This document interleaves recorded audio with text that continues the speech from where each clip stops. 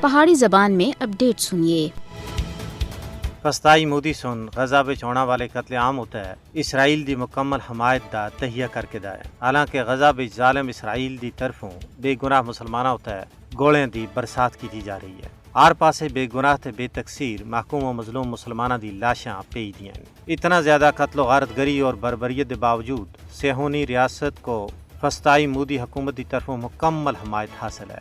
ہندوتوا بھارت اور صہیونی اسرائیل ایک کی باڑی دے ڈلن مسلمانوں دے حوالے نال دوہاں دے مکروہ عزائم ایک جین دونے ہی مسلمانوں دے خلاف نسل پرستی اور ظلم و ستم دے جرائم دا ارتکاب کر رہے ہیں۔ پورے ہندوستان اور کشمیر وچ فسطائی مودی مسلمانوں دے خلاف ظالم اسرائیل دے طور طریقے استعمال کر رہا ہے۔ نتن یاہو غزہ وچ نسل کشی کر رہا ہے، مودی کشمیر وچ اس دے کھرے اتے ٹر رہا ہے۔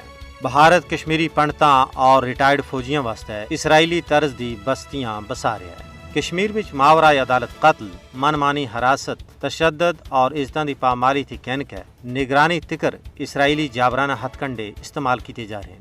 مودی دے ہندوستانی وزیر اعظم بننے تھی بعد نویں دلی اور تل ابیب دے تعلقات کھل کے سامنے آ گئے۔ آبادی دے تناسب وچ تبدیلی کرنا واسطے 2019 تھی ہونا تھی کر 20 لاکھ غیر مقامی لوکاں کو کشمیر وچ آباد کیتا گیا ہے۔ کشمیر دے اندر ظلم و جبر دے اوہی ہتھ کنڈے جڑے فلسطین وچ اسرائیل دے دونیاں غاصب طاقتاں دا مقصد مسلماناں دا خاتمہ کرنا ہے۔ ہندوستان دا ڈومیسائل قانون اسرائیلی نو آبادیاتی منصوبے دا عکاس ہے۔ تجزیہ نگاراں دا آخنا ہے کہ عالمی امن و استحکام کشمیر اور فلسطین دے تنازعہ دے حل نال جڑیا ہے۔